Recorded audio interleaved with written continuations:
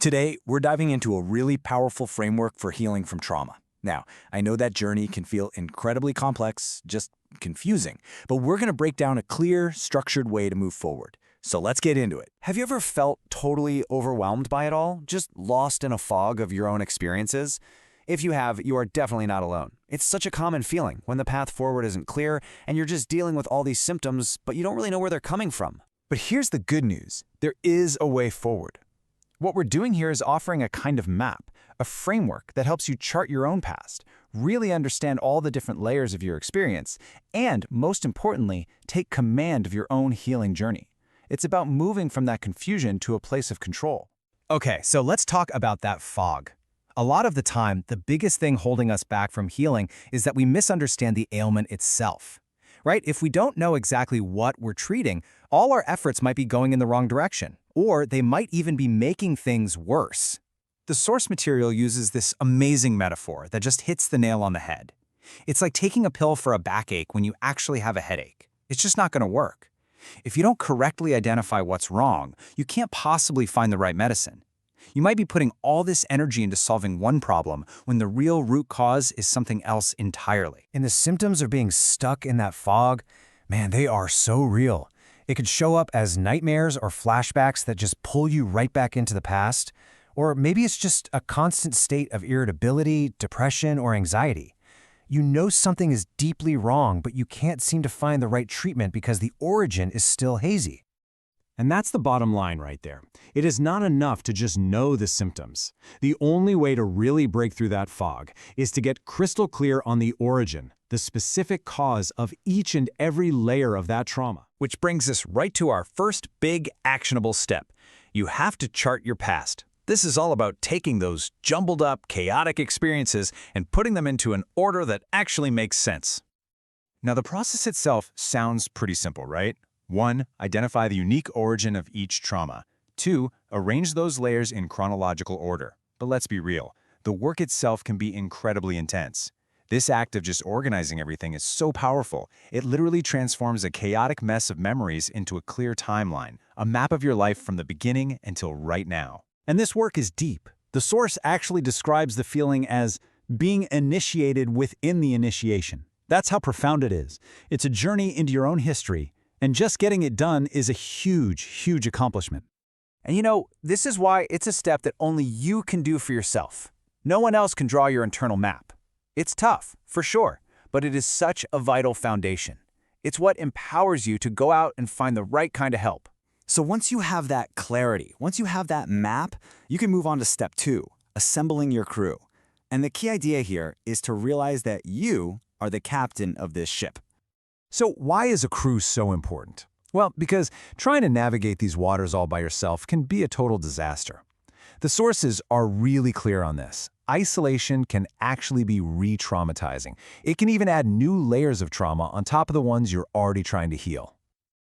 Getting this requires a huge mental shift. You're moving away from feeling helpless, like you're just at the mercy of other people, and you're stepping into feeling empowered. You're recognizing that you are the one in charge. You're the captain who decides who gets to come on board and help you navigate. And your crew? It can be a whole mix of people. It might be healthcare professionals for medical stuff, counselors for therapy, clergy for spiritual guidance, or maybe just trusted mentors who have some life experience. With that clarity you got in step 1, you can now interview and choose the team that is best equipped to support your specific journey.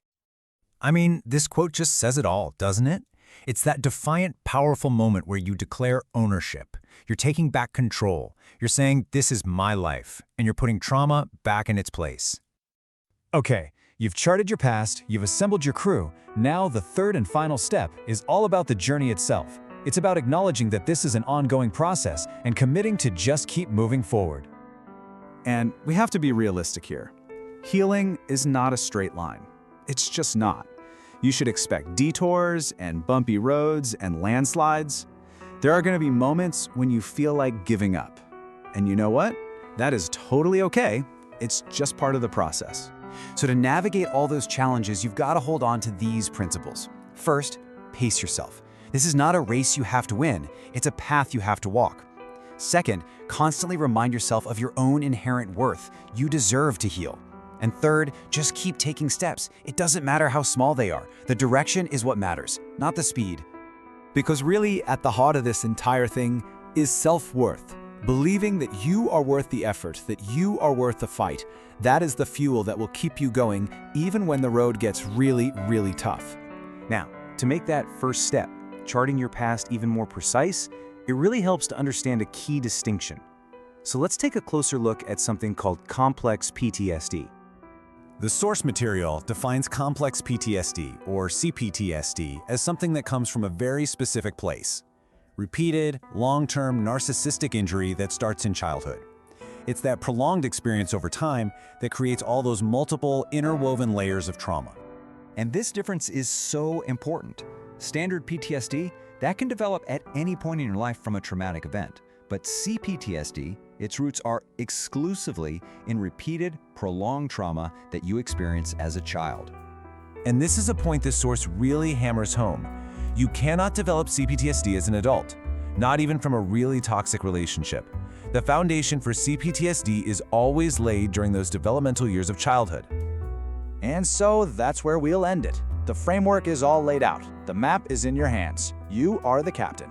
So the only question left is, what is your first command? 18 years, right? Now you're an adult. But look at 18 years of narcissistic injury, abusive behavior at the hands of a narcissistic parent. That's going to be plenty of layers of trauma. They're going to interwove. But that's plenty of layers. You got more than one layer. That's more than one layer. That's where complex PTSD comes in. Because it's layers of trauma. The child has layers of trauma due to narcissistic injury at the hands of a narcissistic parent. That's pretty much where complex PTSD comes in. The PTSD happens first, then the complex PTSD is never the other way around, never. Also, if you are in a toxic relationship, if you are an adult, you're in a toxic relationship with another adult who may be a narcissist, you cannot develop complex PTSD from that. Never. Can't happen. Impossible. Never will happen. Never has. This is only pertaining to people who have had narcissistic injury from their narcissistic parents as children. That's where complex PTSD comes in. So it has to start when you're a child. It does not start and develop as an adult. Doesn't happen ever. May I suggest also to research complex PTSD.